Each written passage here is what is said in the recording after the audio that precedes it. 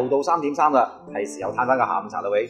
嗱，講到下午茶，茶餐廳當然係香港人嘅首選啦。而我自己係中意點呢？我最喜歡呢就係一件金黃香脆嘅西多士，再襯翻杯香滑嘅奶茶。但係中意食芝士嘅我呢，今日就要介紹呢間康年餐廳喎。點解？因為佢哋嘅西多士啊，入邊有芝士嘅。嗱，呢間康年餐廳嘅創辦人呢，可以講得上係茶餐廳嘅前輩。佢好着重食物嘅品質嘅，所以對食材要求係非常之咁高㗎。喺保留傳統食物之餘呢，佢周不時都會加入啲新元素，為食客帶嚟新鮮感嘅喎。嗱，呢個芝心西多士呢，就係佢將傳統食物加入新元素嘅代表作啦。嗨，堅哥。係，好嘛 Vicky 你好。係，你好，坐。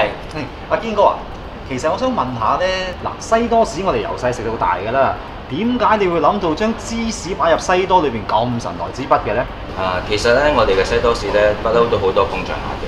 但係咧，由於香港人對食嘢嗰方面咧好快怕悶，所以我哋就同師傅一齊諗下點樣可以將懷舊嘅西多士變通一下。一試之下咧，我哋又諗到咧，細路哥同大人咧都對芝士嗰種鍾情咧，所以我哋又將芝士放入去多士入邊，做出嚟個效果都幾好，我哋都好滿意。阿堅哥啊，呢個芝心西多士究竟係點樣做嘅咧？首先我哋又將咖央同埋紐西蘭芝士片就放喺麵包中間，因為芝士味比較濃，同埋品質都比較好啲。首先我哋又將麵包就剪落去個蛋漿上面，就放落個油度炸佢，炸到金黃色之後咧，我哋就攞起去將啲芝士溶解咗啦，咁就做出呢個嘅流心嘅效果啦。之後我哋再加埋牛油同埋糖漿，之後就可以食得㗎啦。呢個芝心西多士咧，喺啱啱推出嘅時候，啲食客有咩反應咧？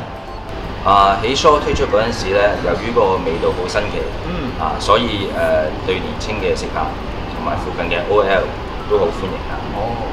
咁佢哋咧而家就有一款懷舊嘅西多士可以嘗試，同埋新嘅芝心西多士，多一款口味，多款選擇，我覺得都幾好。